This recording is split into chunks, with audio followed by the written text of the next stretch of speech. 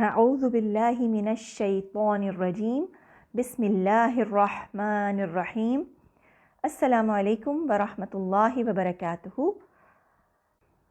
عزیز ساتھیوں، انشاءاللہ آج ہم ایک بہت اہم ٹاپک پڑھیں گے، یعنی تلاوت کی ابتدا کرنے کے طریقے، اور دو صورتوں کو اگر ملانا ہو یعنی دوران تلاوت اگلی صورت شروع کرنی ہو تو کس طرح کی جائے گی۔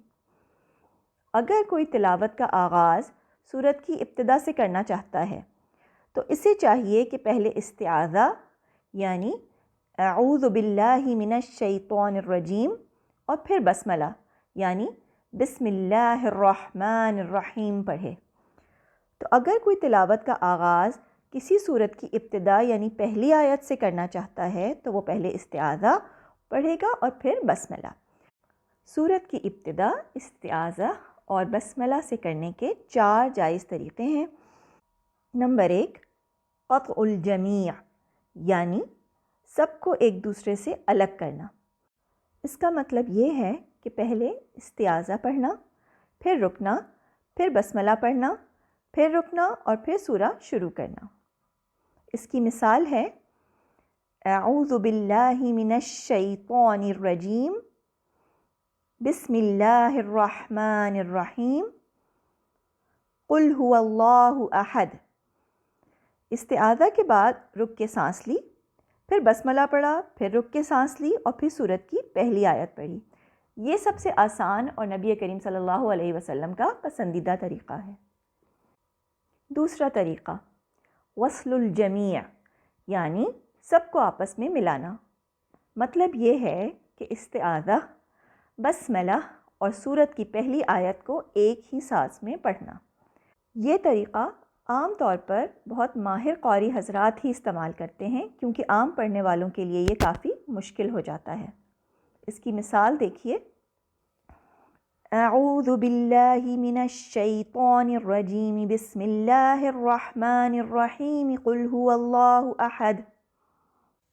اس طریقے میں استعاذہ، بسملہ اور سورت کی ابتدا کے درمیان کوئی گیپ دیے بغیر ایک ہی سانس میں ہم نے ان کو پڑھا۔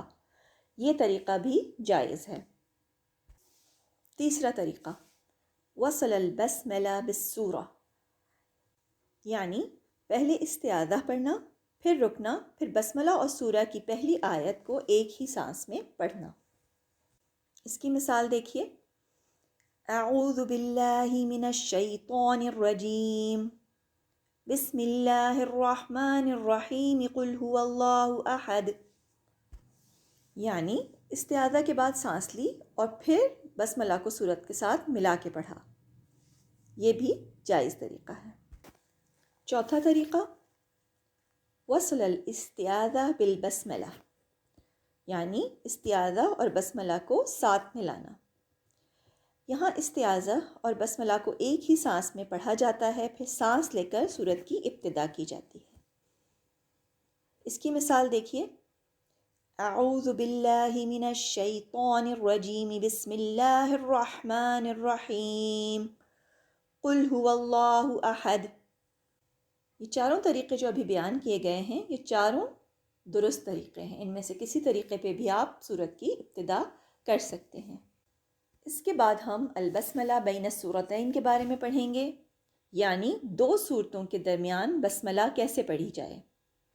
اگر تلاوت کے دوران ایک صورت ختم ہو جائے اور اگلی صورت شروع کرنی ہو، مثلا سورۃ الاخلاص کے بعد سورۃ الفلق اگر ہمیں شروع کرنی ہو تو درمیان میں بسملہ پڑھنا واجب ہے، کیونکہ ہم جانتے ہیں کہ ہر سورہ کی ابتدا میں بسملہ ضروری ہے۔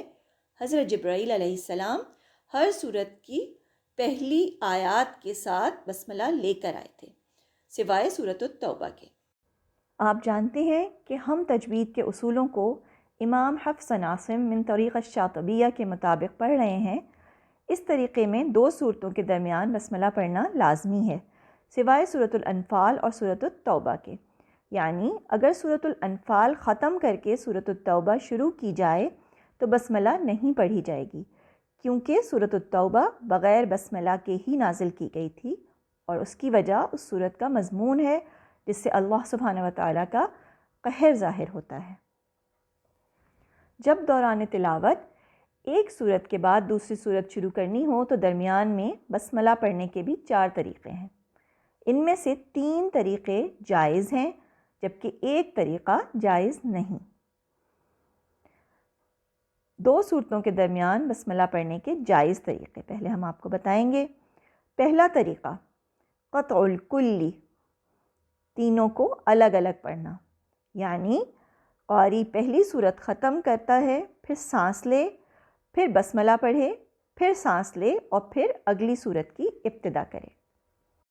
اس کے لیے ہم سورۃ الاخلاص اور سورۃ الفلق کی مثال استعمال کریں گے، جیسے کہ وَلَمْ يَكُنْ لَهُ كُفُوًا أَحَدٌ بسم اللہ الرحمن الرحیم قُلْ أَعُوذُ بِرَبِّ الْفَلَقِ۔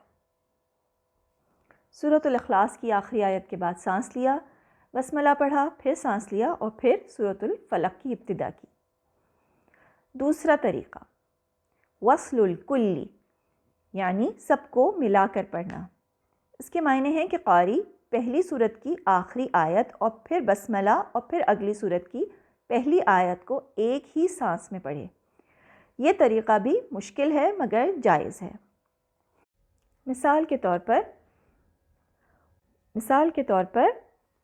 وَلَمْ يَكُنْ لَهُ كُفُوًا أَحَدٌ بِسْمِ اللَّهِ الرَّحْمَنِ الرَّحِيمِ قُلْ أَعُوذُ بِرَبِّ الْفَلَقِ۔ اس میں پچھلی سورت کی آخری آیت، بسملہ اور اگلی سورت کی پہلی آیت تینوں کو ایک ساتھ ملا کر پڑھا گیا۔